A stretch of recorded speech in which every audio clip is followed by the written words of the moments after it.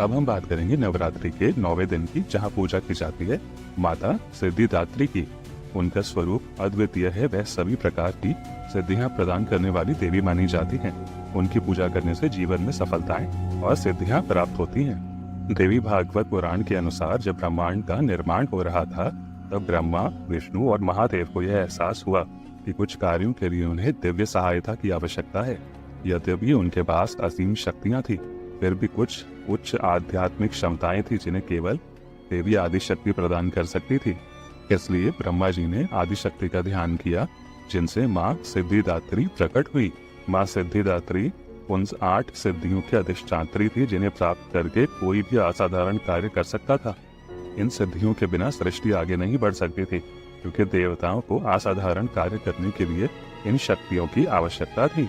मार्कंडेय पुराण और देवी भागवत पुराण में माँ सिद्धिदात्री का उल्लेख देवी के रूप में किया गया है, जिन्होंने महादेव को सृजन में संतुलन बनाए रखने के लिए सिद्धियां प्रदान की। इन सभी सिद्धियों में अष्ट सिद्धियां भी शामिल हैं, जो कि हैं अणिमा, अपने आकार को छोटा करना; महिमा, अपने आकार को बड़ा करना; गरिमा, अपना भार बढ़ाना; लघिमा, वजन को शून्य कर लेना; प्राप्ति, कहीं भी पहुंचने की शक्ति; प्राकाम्य, इच्छाओं की पूर्ति; ईशत्व, सर्वशक्तिमान बनना; वशित्व, सब कुछ नियंत्रित करना। इन सिद्धियों के माध्यम से देवताओं को ब्रह्मांड में संतुलन बनाए रखने की शक्ति मिली। देवी भागवत पुराण और शिव पुराण के अनुसार महादेव को अर्धनारीश्वर रूप प्रदान करने की कहानी माँ सिद्धिदात्री की महत्वता को प्रकट करती है। शिव पुराण में वर्णित है कि महादेव गहन तपस्या के बाद इस निष्कर्ष पर पहुँचे कि ब्रह्मांड में संतुलन बनाए रखने के लिए उन्हें पुरुष और स्त्री दोनों तत्वों का अवतार धारण करना होगा। महादेव, जिन्हें विध्वंसक कहा जाता है, यह समझ गए कि विनाश के साथ पोषण की शक्ति का होना आवश्यक है। इस संतुलन को प्राप्त करने के लिए उन्होंने माँ सिद्धिदात्री का आह्वान किया। माँ सिद्धिदात्री ने महादेव की तपस्या से प्रसन्न होकर उन्हें स्त्री और पुरुष दोनों रूपों की शक्ति प्रदान की। इस प्रकार अर्धनारीश्वर का रूप प्रकट हुआ, जो आधा शिव और आधा शक्ति का सम्मिलन था।